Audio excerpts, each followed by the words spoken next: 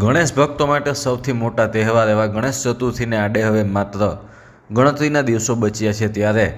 પોરબંદર શહેર પણ ગજાનંદની ભક્તિમાં લીન બન્યું હોય તેમ લોકો પોતાના ઘર અને પંડાલો માટે ગણેશજીની મૂર્તિનું સ્થાપન કરવા માટે મૂર્તિની ખરીદી કરતા જોવા મળી રહ્યા છે. પર્યાવરણ માટે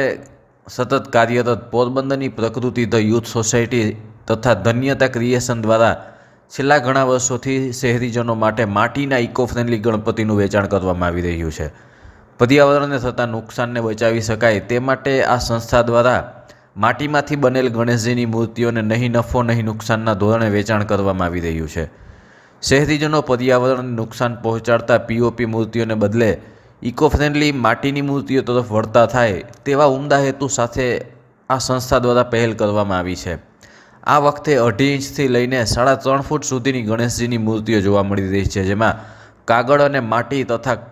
ઘાસનો ઉપયોગ કરીને પણ મૂર્તિઓ તૈયાર કરવામાં આવી છે. પ્રકૃતિ ધ યુથ સોસાયટી દ્વારા છેલ્લા 7 વર્ષથી મિટ્ટી કે ગણેશા કરીને અમે નો પ્રોફિટ નો લોસમાં ન નુકસાનના ધોરણે આ પ્રોજેક્ટ કરીએ છીએ, જેમાં એક્ઝિબિશન અને વેચાણ હોય છે. અહીંયા આ વર્ષે લગભગ 150થી 200 જેટલી મૂર્તિઓ પ્યોર ઇકો ફ્રેન્ડલી અને માટીની લાવ્યા છે, જેમાંથી ઓલમોસ્ટ 70-80% તો વેચાણ થઈ ગયેલું છે. લોકો ખૂબ જ વધારે અહીંયા લેવા આવે છે અને ખાસ તો અમારો મોટિવ એ જ છે કે આનાથી કોઈ પ્રદૂષણ ના ફેલાય. અને આ મૂર્તિઓ એવી હોય છે કે તમે ઘરની અંદર જ ડોલ અથવા તમારા ટબની અંદર પધરાવી શકો છો, અને જેથી એ માટી પણ આખું વર્ષ તમારી સાથે રહી શકે અને કોઈ પણ પ્રકારનું નુકસાન પ્રકૃતિને કે નેચરલ રિસોર્સિસને ના થાય. માટી સિવાય કાગળની પણ મૂર્તિઓ છે, એ શું છે? આ વર્ષે માટીની મૂર્તિઓ ખૂબ જ વજનમાં હેવી હોય છે અને ખૂબ જ બરડ હોય છે, તેથી તેના માટે થઈને નેચરલી કાગળ પણ નેચરલ વસ્તુ છે, ઇકો ફ્રેન્ડલી વસ્તુ જ છે કે જે ડિઝોલ્વ પણ થઈ જાય છે. એટલે કાગળનો રસ કરી અને એનો માવો કરી માટી સાથે મિક્સ કરી અને કાગળ અને માટીની મિક્સ મૂર્તિઓ બનાવેલી છે કે જે વજનમાં હલકી હોય છે પણ હોય છે ઇકો ફ્રેન્ડલી છે. અહીં અંદાજે 6 ઇંચથી લઈ અને 3.5 ફીટ સુધીની મૂર્તિઓ અવેલેબલ છે.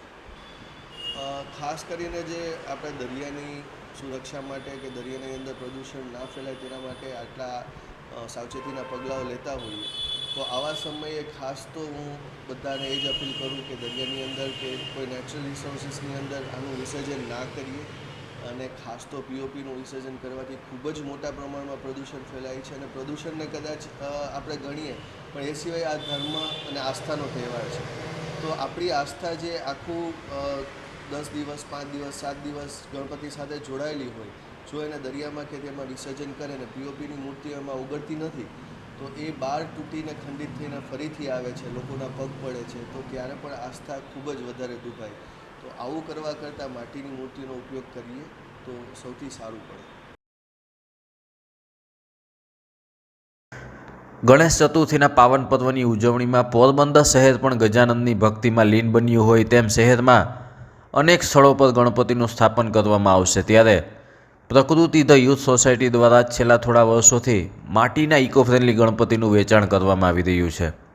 જેના ભાગરૂપે શહેરીજનો માટે માટીના ગણપતિ લેવા તરફ વળ્યા હોય તેમ માટીના ગણપતિ ખરીદી કરતા જોવા મળી રહ્યા છે. સંસ્થા દ્વારા હાલમાં જે રીતે પોરબંદરવાસીઓ માટે માટીના ગણેશનું પ્રદર્શન વેચાણ કરવામાં આવી રહ્યું છે, તેને નિહાળીને અહીં આવતા ગણેશ ભક્તોમાં પણ ખુશી જોવા મળી રહી છે, કારણ કે એક એવી પણ માન્યતા હોય છે કે માટીના ગણેશની સાદી મૂર્તિ હોય, પરંતુ અહીં તો માટીના ગણેશની પણ અલગ અલગ મુદ્રામાં બનાવેલ મનમોહક અને સુંદર ગણેશજીની મૂર્તિઓ જોવા મળી રહી છે.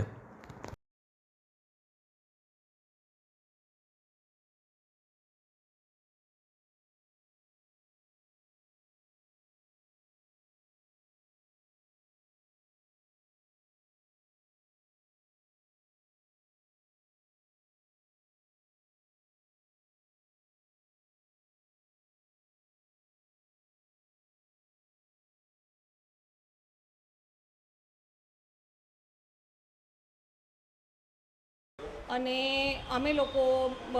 બને ત્યાં સુધી જે સમાજ માટે સારા કામ થઈ શકે, અને બીજું એ કે પ્લાસ્ટિકને રિમૂવ કરીએ, ઇકો ફ્રેન્ડલી ગણપતિ લાવીને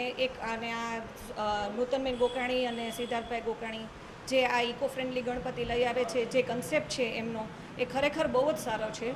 કે જે અત્યારે ખરેખર જોવા જેવી વસ્તુ છે કે આ ઇકો ફ્રેન્ડલી ગણપતિનો ઉપયોગ કરવાથી તમારે વોટર પોલ્યુશન ઘટે છે, પ્લસ આ માટી એવી હોય છે કે જે પાણીમાં તરત જ ડિઝોલ્વ થઈ જાય છે. એના એટલે આપણા માટે એ બહુ વસ્તુ સારી છે કે પ્લાસ્ટર ઓફ પેરિસના જે ગણપતિ આવે છે એ પાણીમાં જલ્દીથી ઓગળતા નથી, અને એ પછી તમે એક વખત વિસર્જન કરો પછી એમના જે શરીરના અંગો હોય ગણપતિજીના, કે જેમને 5 દિવસ તમે પૂજા કરી છે, એ જ ગણપતિને તમે વિસર્જન કરો અને એમના